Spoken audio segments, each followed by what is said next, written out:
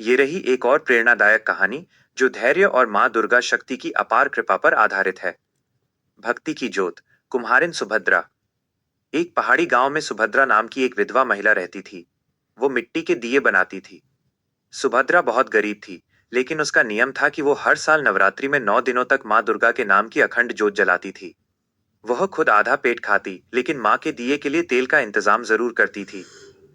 जमींदार का अहंकार और सुभद्रा का संकट। गांव का जमींदार रतन सिंह बहुत ही कठोर दिल था।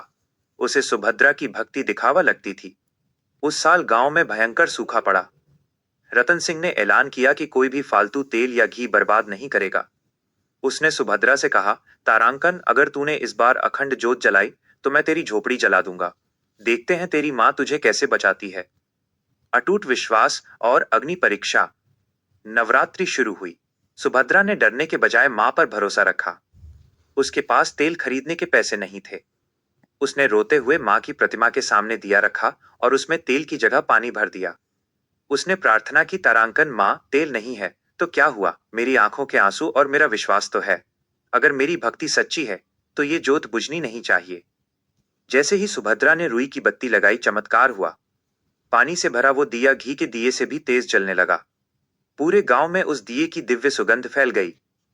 दैवीय चमत्कार और न्याय।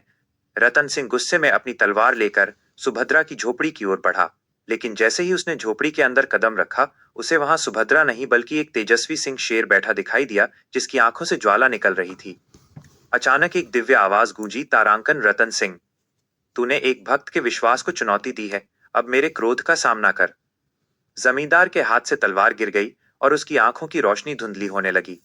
वो समझ गया कि उसने साक्षात शक्ति का अपमान किया है। वह सुभद्रा के पैरों में गिर पड़ा और गिड़गिड़ाने लगा। सुखद अंत। दयालु सुभद्रा ने मां से प्रार्थना की, जिससे रतन सिंह की आंखों की रोशनी वापस आ गई। रतन सिंह ने अपनी सारी धन दौलत गांव वालों के कल्याण के लिए दान कर दी और सुभद्रा के लिए मां दुर्गा का एक भव्य मंदिर बनवाया।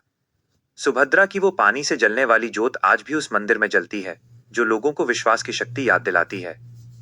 सीख। जब इंसान के पास कुछ नहीं होता और वो पूरी तरह ईश्वर को समर्पित हो जाता है, तो कुदरत भी उसके लिए नियम बदल देती है।